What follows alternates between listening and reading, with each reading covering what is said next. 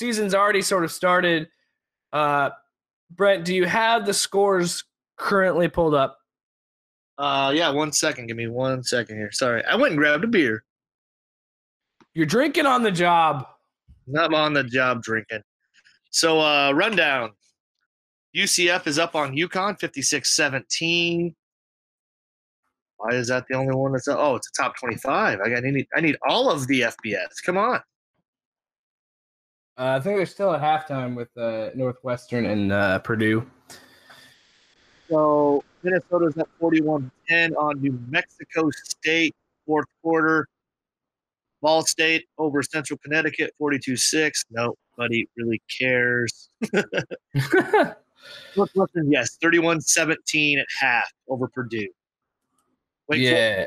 10-7 on Tulane in the third quarter with 6 minutes left. And then the other big game going on right now, Oklahoma State versus Missouri State. 31-7 Okie State. Surprising. So, hang on. Who's it? Oh. Northwestern and Texas A&M is playing Northwestern State. Northwestern State. Yeah, they're up 28-0 in the second quarter. So, yeah, not a whole lot else going on. Well, Colorado State lost to Hawaii. Wyoming beat New Mexico State. Yeah, those were week 0 games. Yeah, that was last Saturday. Look, I gotta say right now, I don't like the week 0 stuff. Stop. Okay, the real games, we get it, and I understand the idea behind it to get teams like Colorado State or Hawaii, Wyoming, get them a little bit more exposure. But nah, I don't like this week 0 stuff. Okay. Yeah, I felt like it's a little weird because like Iowa Western started last Thursday, so a week ago, and it was a little odd to have us start on a, like, first off, we'd never played a Thursday game before, which was different, and then on top of that, like, it was a week before technically all of football started, so it was real odd, like it different because like I was like, oh cool, football starts this Saturday. It's like not really. So. I kind of like it with the JUCO schools. I kind of like it with that because I think that's a good way to get you in the mood, get you started. I don't know. I just don't like it when it's the division or the FBS schools. So that being said, let's jump into the week 1 predictions of the season. I gotta say, I think I pretty much know all of these. And I think I'm going to be right on all of them. Okay. But all right. Let's talk about the game that if you go and check out loudandopinionated.com, I wrote an article about the games, what games to watch for week 1. This one was my number 1. I said no particular order, but this was on the list. LSU takes on Miami at Jerry World Sunday night. And I think this is going to be actually a pretty fun game to watch. I think it's going to be, if you like low scoring and defense, this is the game for you, I think, because this is going to be two very good defenses going at it. LSU doesn't have an offense, but they never really do. That's nothing new. So I have Miami winning this one 17-14. I am going to throw you a curveball, and I'm going to take LSU that ends up winning a 31-24 game. I think there's going to be offense in this one. A little bit of offense in this. It's the first week, man. These guys, I don't know if it's going to be offense or if the defensive side of the ball is going to score for them. So we'll see. Either way, I think 31-24 LSU. Yeah, I could respect. I'm going to be shocked, though. I mean, LSU is going to come out of the gate and beat a top 10 school. That's we say top 10, but remember, it's Mark Wright. And Mark Richt has a long history of losing games he shouldn't. Prime example, why did Miami lose to Pitt last year? Because Pittsburgh's awesome. I don't have any other thing for that at this time, but yeah. Okay, so we're split on that one. Next up, I have number 6 Washington taking on number 9 Auburn. This one's going to be at the Superdome. Well, is it the Superdome anymore? I thought they got rid of that. Sorry. It's in Atlanta. I know that. Mercedes-Benz. Right. They did demolish the Superdome. So yes, the Mercedes-Benz Stadium. I think this one will be high scoring, I think, because you're going to see a lot two spread offenses going at it. I think this one will be a lot of fun to watch. But this one is probably going to have the most, to me anyway. I think this game will have the most playoff implications to it, because I think if Washington can win this game and win out, there's no denying that they'll be in. If they go undefeated with winning this game, you cannot have them not in the top four. That's just ridiculous. And I think that Washington does win this one.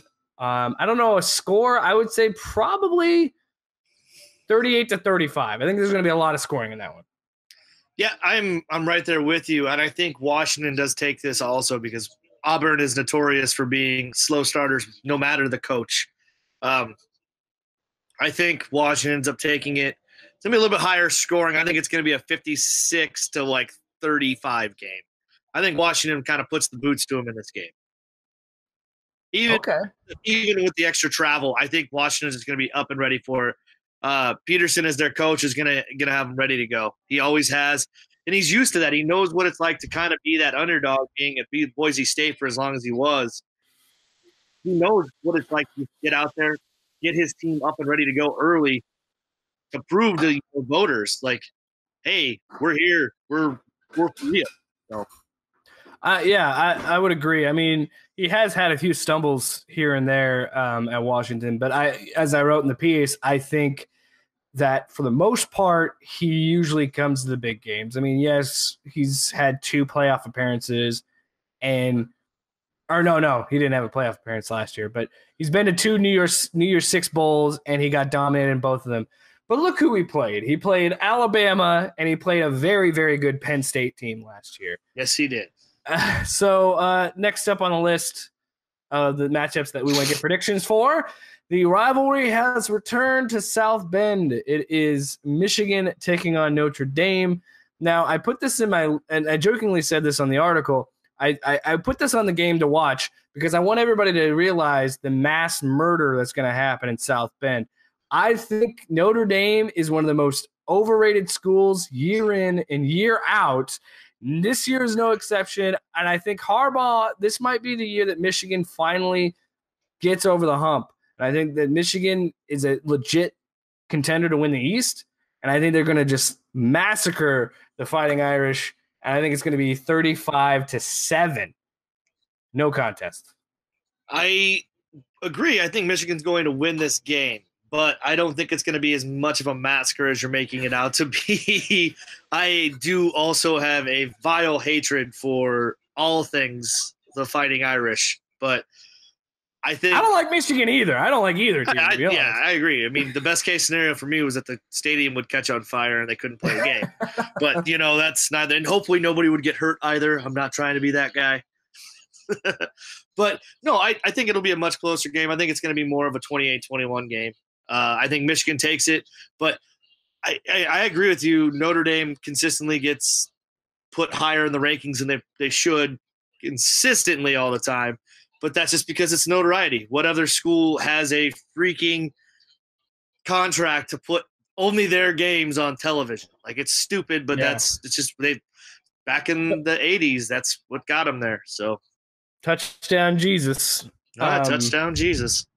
And I will say, like, 14 isn't super high ranking, but what part of last year to anybody did they think that this is going to be a marquee matchup? This is a top 15 team.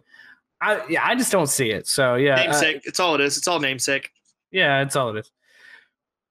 Yes, I understand that they only lost by a point to Georgia. Whatever. So this next one, this one makes me laugh, and God bless them. They're still going for it, and they're going with it. But I can tell that this was a game that was scheduled. All these games are scheduled years in advance, obviously. But this was a game that was definitely picked by ESPN years in advance, thinking this was going to be a much bigger matchup than what it is. But Louisville is taking on Alabama in the Chick-fil-A kickoff. This is not even close. Alabama by at the very least, like 4 touchdowns. Like Louisville has no chance. Louisville doesn't really have a chance at all, especially with losing their star quarterback in Lamar Jackson last year. Which, by the way, a freshman quarterback is going to be their starter. Yeah, it's going to be a real rough go for him. I feel this one will be over by the start of the second half. So. Oh yeah, and the worst part is I saw that Louisville's offensive line talking trash on Twitter. When will teams learn? You don't talk trash to Alabama on Twitter. That just why give them more motivation to just drive you into the ground? In general, it doesn't make sense to talk trash to a team that you know is better than you. Like. It was hilarious. Just as an example, last year before the first game of Iowa Western season against good old Indy and Last Chance U and that shit show of a show. Hey, Jake Ryan, the voice of the Reavers, was the voice they used for the first game. Yeah, but did you know what they gave him credit as? No. Him and Russ Nelson were both credited as announcer 1 and announcer 2. They didn't even ask to use his freaking call. He had no idea they were going to use it, and he was literally billed. If you look at the credits, he's announcer 1 and Russ is announcer 2. That's really weird because they usually use the local guys, so that's kind of weird. Well, and what was funny is go along with that, a bunch of their players down at Indy were literally tagging and talking trash to all the Iowa Western players, like, we're gonna roll you. You guys ain't nothing. You just a bunch of Iowa kids. It ain't no big deal. Like, yeah. How'd that work out for him? 70-21? Like, come on, bud. You're from Independence, Kansas. You can't talk shit on Council Bluffs, Iowa. Well, I mean, none of them were actually from Independence because they only had one player on their team that was from Kansas, and it was their fucking kicker. Hey, so they mentioned that in the show. It was a storyline. Yeah, but the storyline's bullshit. Like, they tried using the whole, we're going to get sued because we're not allowing kids from other states to come in and play here, yada, yada. Nobody was going to sue the Kansas Jayhawk Conference because they couldn't play there because they weren't from that state. Nobody does that. No. You know how many times Iowa's been sued for that? ICCAC requires you to have 50 Iowa players on your team. Yeah. So that's how it goes. People are just anything to make a storyline. Moral of the story is don't talk trash before a team that's clearly better than you plays you. Exactly. So let's get in the homer section of the predictions. Akron taking on Nebraska in Lincoln. I think it's no mistaking that both of us think that Nebraska is going to win. The question is, how much do we think the Huskers are going to win by? I don't know. I'm going to let. I think it's going to be probably about a 30 to 35 point game. I think Nebraska is going to crush them. I think I'd like to say it should be more, but I feel like, as it is in all times, like Frost is a smart coach. He's not going to come out and show everything that he's got this first game. He's going to save a little bit of that for Colorado.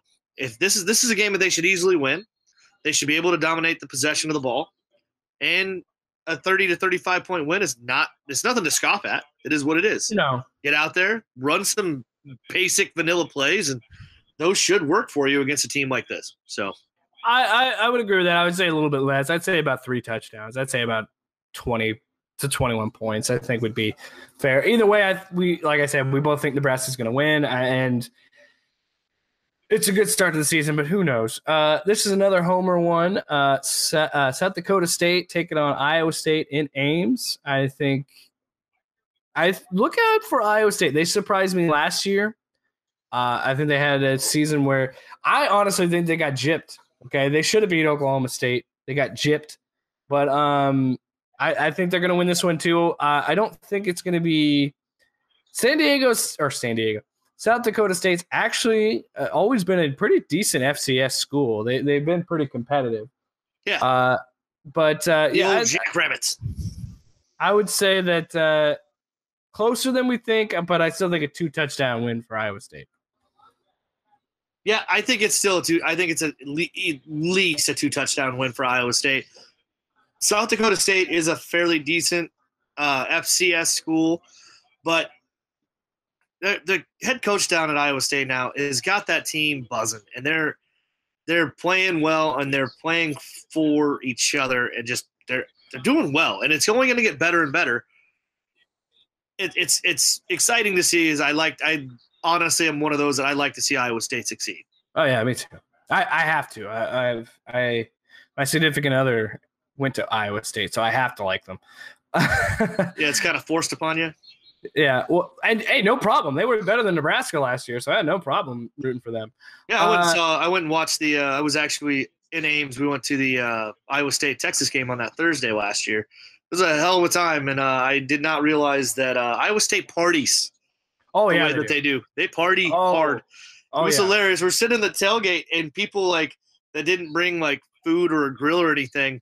Legit, they have a lane down the middle that the pizza delivery people can drive to. You just tell them what lane you're in, and you just walk down to the end of the lane, get your pizza, and walk back down. Like that's phenomenal. Yeah, I've tailgated at least. I want to say I've been to. I want to say I think 3 or 4 games, and I've tailgated each time. And Ames is such a fun town. And the fans are cool. Like I'll say this, like back when I was going to Nebraska games consistently, like Iowa State was always one of the most fun ones to go to. This is back in the Big 12 days. I'm old, sorry. So like Iowa State were always some of the fans that were like fun to have there. Like they could get their ass kicked consistently and they'd still just be there having fun, talking. And it was just fun. Like you went in there against with the Texas fans coming up and like they're just fucking assholes. Like yeah, I will say I've noticed this. There's some sort of mutual respect between Iowa State and Nebraska fans. You can't say that about Iowa fans. Iowa fans are just jerks. They want to rub it in your face that they beat us or they beat Nebraska. I shouldn't say us. Oh boy. And then of course the right away is the let's take a look at your sweet trophy case. Not all okay. It's a negative thing to say. Not all Iowa fans are dirtbags, but majority. Yeah. It's just one of those things. Like I feel like that's kind of what happens when you grow up a Hawkeye fan. You just have to grow up to be kind of a dirtbag.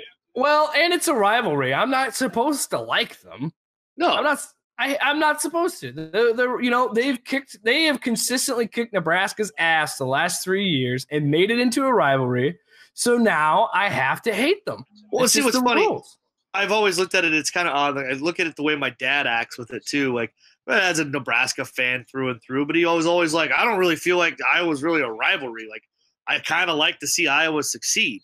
It's not bad. Like that's how I've always felt. Now I just feel like it's weird to like, oh, now I have to hate them. I hope they lose all the time. Like, because now we're a rivalry. Well, it's not really a rivalry. The rivalry for Nebraska in the Big Ten is Wisconsin. It's Wisconsin. It's not yet. Nebraska desperately wants it to be a rivalry, but Wisconsin doesn't see it as a rivalry because they kick our ass every year. Well, I agree with you, but that game is what gets more people hyped than any other game on the schedule every single year. No, I agree. Honestly, the back and forth, if you're looking at a back and forth, because it's a rivalry, Northwestern's the closest thing that Nebraska has to that right now. Oh, yeah. But the game that you circle every year as a Nebraska fan, you want to see good, bad, whatever, it's always Wisconsin. Nobody gives a fuck about Iowa. Like, oh, man, we're going to play Iowa again. Cool. No, yeah, I totally agree. And I was more than excited when I found out they were in the same division. I was like, yes, that means we will guaranteed play them every year. Yeah. And then they added a trophy a few years ago. So I was like, okay, so we're trying to make this a legit rivalry. But they have been, and they're getting there. I absolutely 100% agree with you. If you want to talk about a legit rivalry, it is Nebraska Northwestern. And it's funny to me because every year it is the away team wins. Almost every single time they play, the team that's on the road wins. Almost every time. Yeah. And it's super weird. So those are our predictions. The final prediction, the most homer of the homer, my alma mater. It'll be Brent's alma mater in December, if I'm correct. Correct.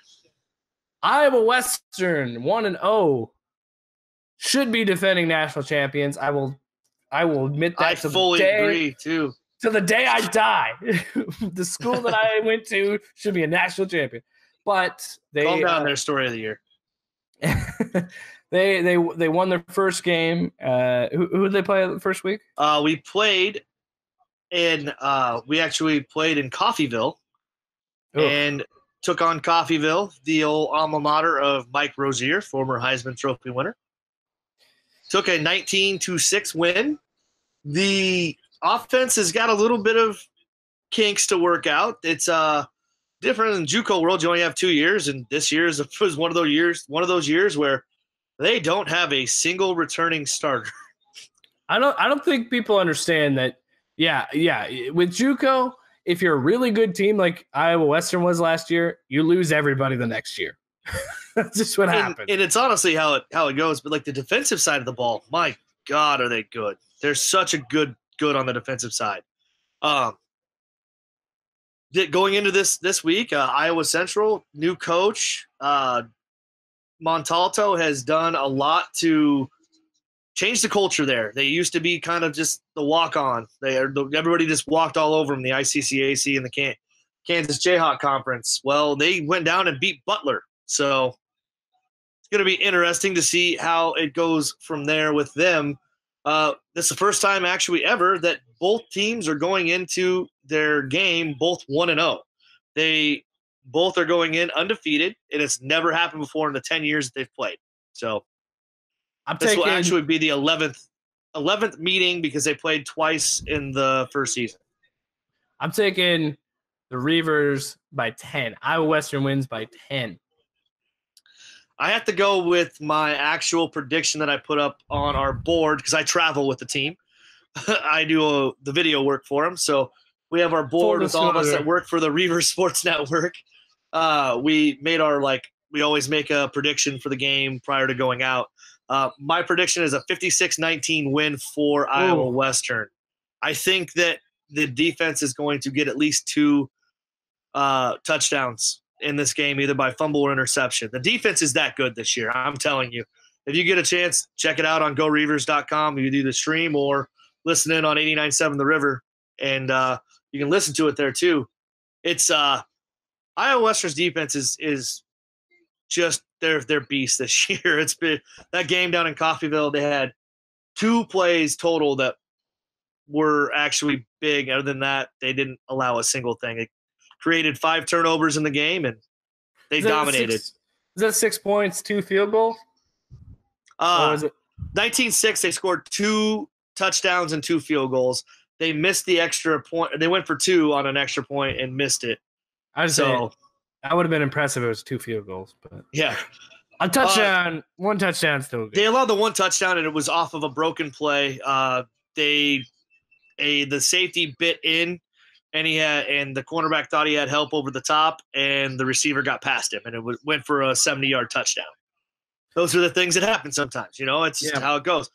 But the offense had scored enough that they could allow that 1 touchdown for the day, and it worked out for them. So that defense, though, I'm telling you, they're that defensive front.